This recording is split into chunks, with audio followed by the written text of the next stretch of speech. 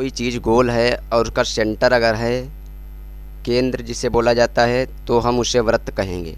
तो यहाँ पर आप इंटरफेस पर देख रहे हैं ये जो गोल गोल बने हुए हैं, यहाँ सेंटर है, सी लिखा हुआ है, और ये बिंदु सेंटर से लेकर ये जो यहाँ से घेरा है, गोल गोल ये घेरा बनाया गया, यही वृत्तीय पथ है दोस्तों, इसे हम वृत्त कहते हैं।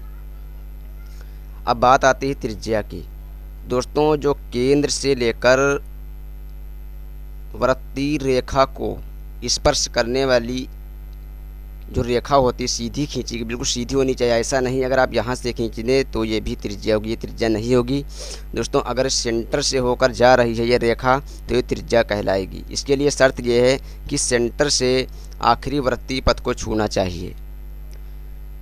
तीसरी बात है व्यास किसे कहते हैं। दोस्तों जो व्यास होता है वो त्रिज्या के दुगने होता है, क्योंकि ये सेंटर से वृत्तीय पथ की रेखा को त्रिज्या कहते हैं, और एक वृत्तीय पथ से दूसरे वृत्तीय पथ पर सेंटर से जाते हुए, जैसा कि आप यहाँ पर देख रहे हैं दोस्तों, ये रेखा यहाँ से शुरू होती है और डॉट डॉट करके ये दोस्तों इस रेखा को स्पर्श करती है।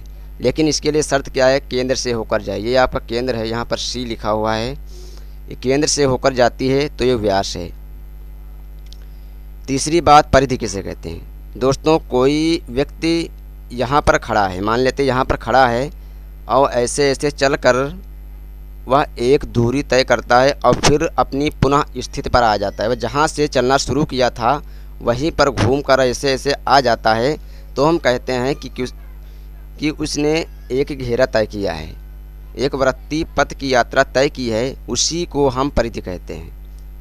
तो दोस्तों यहाँ पर हम पहले समझते हैं कि वृत्त का क्षेत्रफल कैसे निकाला जाता है। दोस्तों वृत्त का क्षेत्रफल निकालने के लिए एक फार्मूला है जो आप लोगों ने पढ़ा होगा, जिसे पाई आर स्क्वायर बोला जाता है। दोस्तों पाई का मान जो होता है वो 3.14 होता है या 22/7 होता है। दोस्तों इसे आसानी के लिए 3 मानते हैं, वैसे 3.414 होता है। तो यहाँ पर और जो आर है ये आपकी त्रिज्या है, त्रिज्या को स्क्वायर में रखकर आप इसे कैलकुलेट कर सकते हैं। तो इस तरीके से आप इसका क्षेत्रफल निकाल सकते हैं। अगर कोई गोल चीज़ का व्यास 1 मीटर है तो उसकी परिधि 3 मीटर के बराबर होती है। दोस्तों जो 3 मीटर हमने बताया है वो आप इस तरीके से समझ सकते हैं। अगर यहाँ से दूरी यहाँ लेकर 1 मीटर है आपकी दूरी, जिसे हम व्यास बोलते हैं, गणित की भाषा में व्यास बोला जाता है। अगर ये दूरी 1 मीटर है तो जो ये वाली दूरी होगी, ये गोलाई, ये 3 मीटर होगी, 3 गुने होती है दोस्तों। लेकिन ये गणित के फार्मूले में इसको पाई बोला जाता है और पाई का मान 3.14 होता है। दोस्तों अभी तक बिल्कुल रिसर्च नहीं हो पाया है कि पाई का मान कितना होता है, लेकिन फ़िलहाल के लिए 3.14 माना गया है, यही गणित में फार्मूला रखा जाता है।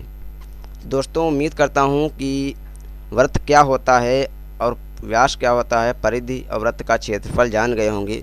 वृत्त का क्षेत्रफल निकालने के लिए ये फार्मूला दोस्तों लगाया जाता है। यहाँ पर पाई का मान 3.14 रखते हैं या 22/7 रखते हैं, और जितनी आपकी त्रिज्या है वो त्रिज्या रखकर आप कैलकुलेशन करेंगे दोस्तों, आपका आंसर आ जाएगा। दोस्तों इस तरीके से आप किसी भी गोल जगह का क्षेत्रफल निकाल सकते हैं।